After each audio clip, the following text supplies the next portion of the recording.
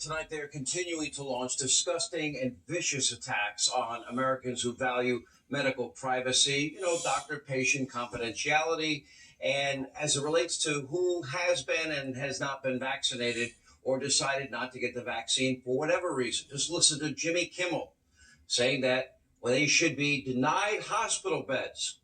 Okay, what is wrong with liberals? How about we take care of the sick when they need help? Take a look.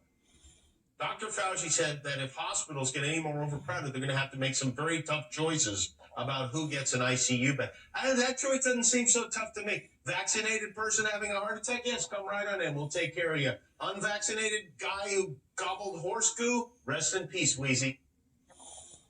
All right, how sick, depraved do you have to be? What is the litmus test going to be? Oh, if you're an alcoholic, if you're a drug addict, you make choices in life. We're going to apply those standards to everybody for personal decisions that they make, good or bad, whether you agree or disagree.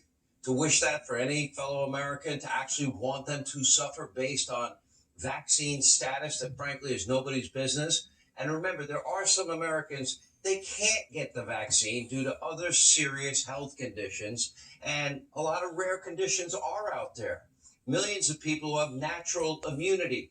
The Cleveland Clinic, their science says that if you got COVID, you don't need any vaccine. That's what they say. I'm following the science. Now, these are important decisions that can have life and death consequences. They need to be based on science, your unique medical history, your current medical condition, and consultations with your doctors that you trust and the research that you do. And we should reject one-size-fits-all medicine from people that have no knowledge of medicine.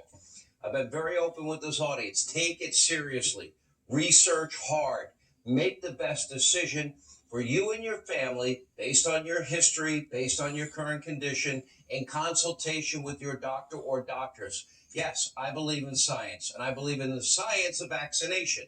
And I don't want anybody to die. Anybody, regardless of their political point of view.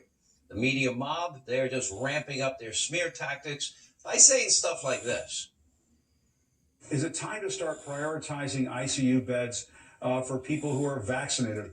And I just think if you don't want to play by any of those rules, then all of a sudden you end up in the hospital. I feel bad that but maybe you shouldn't go and take up the resources from someone else. But at some point, you know what? We're going to say you can't work for the federal government if you don't have a vaccine. You can't teach school if you don't have a vaccine. You can't work in hospitals if you don't have a vaccine. What if you're following the Cleveland Clinic science? What if you have a rare condition, like a young woman that we interviewed on this program had a rare condition when she got her last vaccine in 2019. She got paralyzed for over a month of her life. Her doctor doesn't recommend it for her. Now, the good news is the vast majority of Americans are not unhinged, hysterical, agenda-driven, liberal socialist lunatics who support what appears to be at times medical tyranny and one-size-fits-all medicine. In fact, just look at the message college football fans, they sent to your president, Joe Biden, over the Labor Day weekend. Take a look. Joe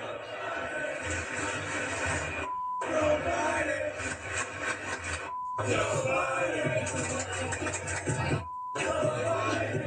Joe Biden.